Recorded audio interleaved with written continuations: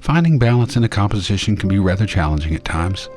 A composition is a partnership between the landscape and the photographer. The landscape provides the necessary elements, while the photographer arranges them within the composition to transform a vision into a photograph. I always say there's two parts to a sunrise. There's the twilight, the pre-sunlight light, and then there's just right at sunrise, when the sun is breaking that horizon, that you get the second color. You get a red hue in the twilight, and then you get a golden hue when the sun is up just there at the horizon. I tell you, I've always liked this rocky beach, and I thought, you know, I just have to return here and capture this foreground with a really great sky. Although I don't think the image is really balanced. There's this whole left area of the image here just lacks anything interesting. And there's plenty of leading lines with the rocks, but then it just kind of converges with the hillside, and I'm not really digging that. I think there needs to be something in the left lower section of the frame to balance out the image. But nonetheless, it's still an interesting image, and I think the foreground's pretty powerful.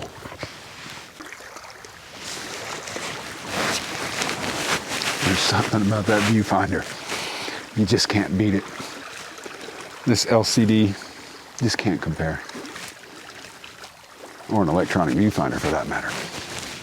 You know, when you're talking mirrorless cameras, it's no wonder why everyone wants to transition from DSLRs to mirrorless. And it seems like the market's going that way. But the thing is that I think we're just getting acclimated to screens. I mean, look around. Everybody has an iPhone in their hand, an iPad, a laptop. There's some kind of screen. Even in our cars, the new cars now, they have huge, massive screens in these cars. Everything is some kind of display, some kind of screen. And the thing is why should cameras be any different? I mean, who looks in an optical viewfinder anymore? Well, for one, I do. And honestly, maybe the optical viewfinder is obsolete. But that doesn't change anything for me. The fact is, an optical viewfinder allows one to view an image in reality through the lens, rather than on another pixelated computer screen. And as an outdoor enthusiast, I find it much more appealing to view an image in reality.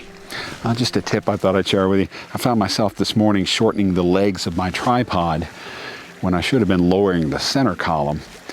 And this is my travel tripod, but just something to think about. It's easy to get lost in the field, no matter how experienced you are, but in the moment trying to capture a scene. But it's important to keep the tripod as sturdy as you can, especially when you got a few seconds on your exposure. So yeah, the best thing is lower the center column and then adjust the legs. Don't adjust the legs to the height of the center column.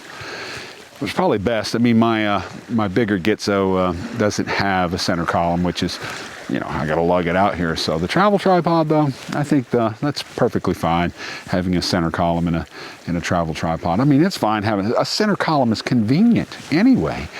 And really, truly, maybe I'll do some tests on this later and see if a center column really does make a difference. But I'll tell you what, it's got to make a difference in some even light winds, I think, maybe.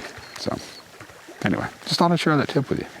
I was talking about having the lower left-hand section of the image kind of imbalanced and not having anything in there. So I was really thinking, well, what could I use to kind of balance that out?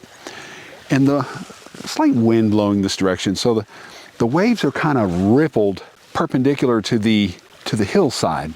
And so I think I got a frame, although maybe it wasn't the one with the best light, and I'll have to check this out when I get back in post, but I think I have a frame that captures some leading lines in the water in the lower left-hand section that kind of fills that gap in that lower third.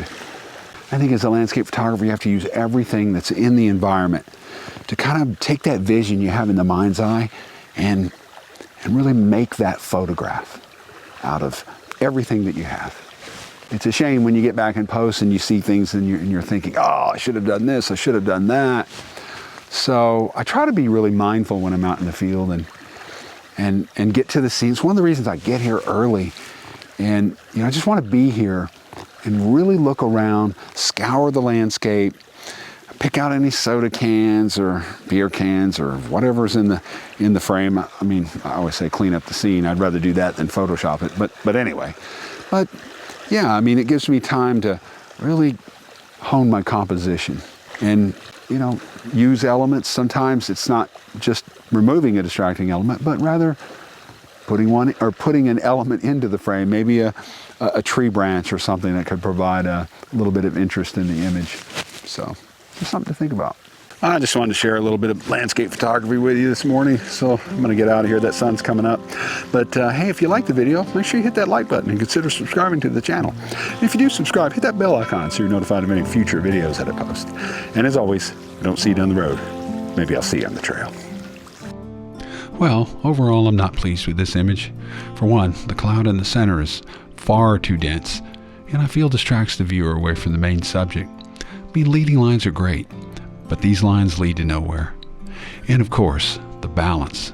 I think the perpendicular ripples in the water, they do help bring balance to the image, but overall, I think it lacks balance in the lower left section. Regardless, I must admit, I got lost in the moment, and I missed focus. At 23 millimeters, I should have focused on the foreground and not on the hillside. Truly, I don't know what I was thinking.